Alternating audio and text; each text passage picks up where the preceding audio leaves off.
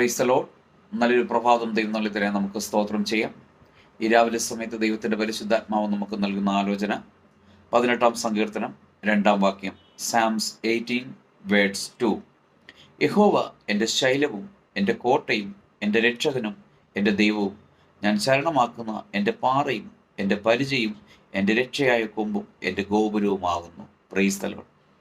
യഹോവയെ കുറിച്ച് ഇവിടെ നമുക്ക് അനേക കാര്യങ്ങൾ കീർത്തിക്കുന്നത് 9 വിധത്തിലുള്ള സംരക്ഷണം ഇതിനകത്ത് യഹോവയെ കുറിച്ച് പറയാൻ നമുക്ക് കാണാൻ സാധിക്കും.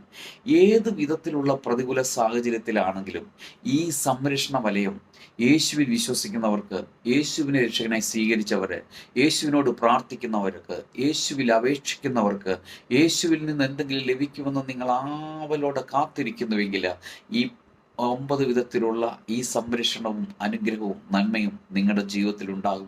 നിശ്ചയമായിട്ട് ദൈവം നിങ്ങളുടെ കാര്യങ്ങളെ അവൻ നിങ്ങൾക്ക് വേണ്ടി ചെയ്തു തരും. ആ യേശുവിൽ നമുക്ക് വിശ്വാസം അർപ്പിച്ച് നമുക്ക് ധ്യാനിക്കാം. നല്ല കർത്താവെ, നന്ദിയോടെ സ്തുതിക്കുന്നു, സ്തോത്രം ചെയ്യുന്നു.